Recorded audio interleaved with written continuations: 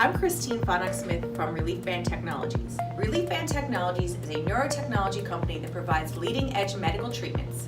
Reliefband wearable technology products are worn on the wrist and indicated to control nausea, retching, vomiting, associated with several causes.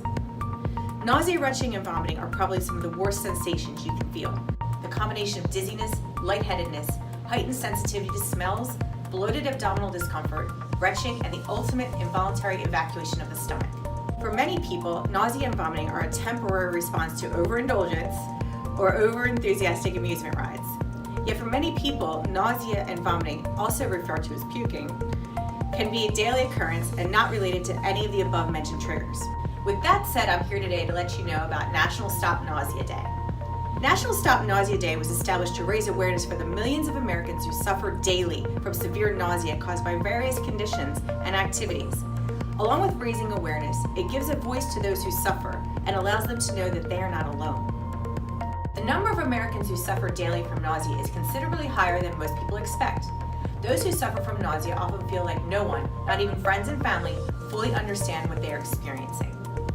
Genetics may be responsible for as much as 57% of people's tendencies to suffer from nausea. But nausea can be caused by many things and can affect anyone. The causes of nausea and vomiting can include medications, toxins, or infections, gastrointestinal disorders, and central nervous system or psychiatric conditions.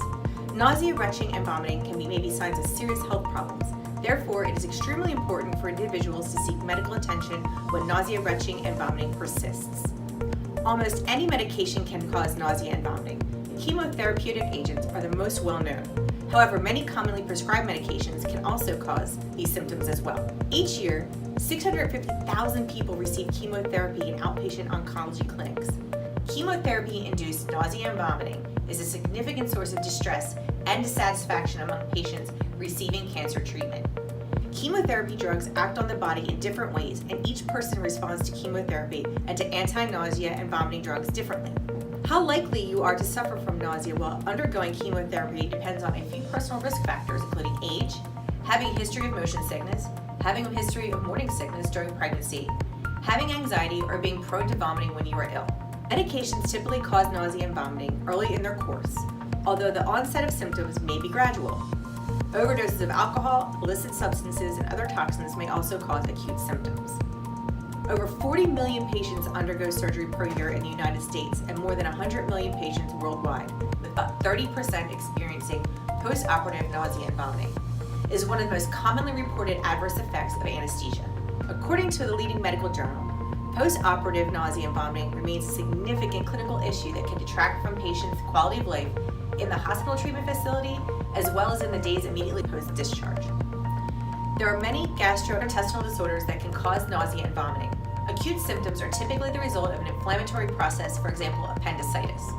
Obstructions may result in acute or chronic symptoms. When nerves or muscles in any portion of the digestive tract do not function with their normal strength of coordination, a person may develop symptoms. Some disorders can produce a subtle onset of symptoms resulting from inability to move food through the GI tract. Patients with disorders such as indigestion, GERD, peptic ulcer disease, or irritable bowel syndrome may have nausea and vomiting, but these are rarely the primary symptoms. Conditions that affect the inner ear, such as infections or Meniere's disease, may cause nausea and vomiting and are often associated with vertigo. Migraine headaches classically cause nausea and vomiting. Patients may also experience symptoms in response to emotional or physical stressors.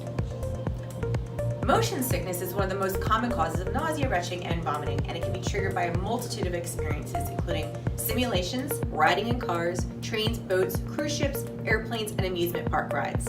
About 1/3 of the population is highly susceptible to motion sickness, and the rest of the population may experience motion sickness under extreme conditions. Approximately 10% of the population, or about 30 million people in the U.S., suffer from motion sickness frequently, about once a month or more. And about 5% of the population suffer from motion sickness more than once a week. Motion sickness occurs when the brain receives conflicting information during motion. The vestibular system of the inner ear, which senses the motion, signals moving to the brain, while the eye signals stationary. In other words, you cannot see the motion your body is feeling. Symptoms generally consist of dizziness, fatigue, malaise, and nausea, which may progress to retching and vomiting.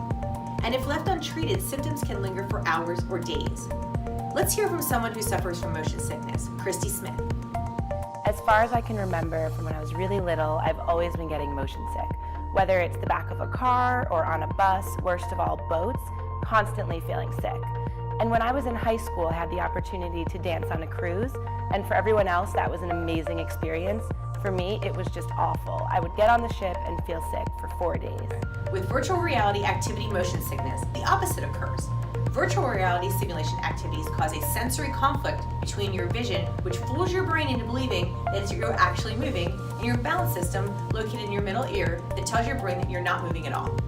The following is a brief clip of Johann Laufelman, who holds the Guinness Book of World Records for playing a virtual reality game non-stop. During virtual reality games, if you move around very fast, the brain can get a little bit confused, because the eyes tells the brain you're moving, but the ears tells the brain you're not moving at all, you're sitting in a chair, and so the brain is confused. So motion sickness is the sensory conflict between what we see and what we feel that provokes feelings of nausea, retching, and sometimes resulting in vomiting. Hormonal changes of pregnancy are common causes of nausea and vomiting, otherwise known as morning sickness. Morning sickness affects up to 80% of all expectant mothers. In fact, episodes can occur at any time, morning, day, or night. Up to 40% of pregnant women continue to have symptoms well into their second trimester, and up to 20% throughout their entire pregnancy. Morning sickness can have a profound impact on one's professional life, general sense of well-being, and one's day-to-day activities with family. Let's hear how morning sickness impacted Rachel Long. But when I first got pregnant, I was actually working in Center City, Philadelphia. So I had to commute over an hour every single day by train, which was not a pleasant experience, especially with the amount of morning sickness that I had. Not a lot of people think that morning sickness can be that debilitating, but it really can. For me, it was not just morning sickness, it was definitely all-day sickness and all-night sickness.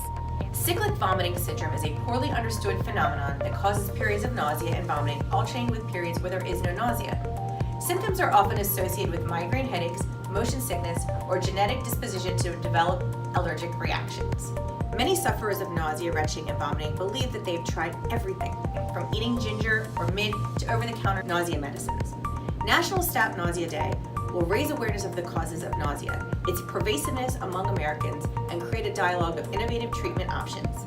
It will also create a community where sufferers can offer and receive support.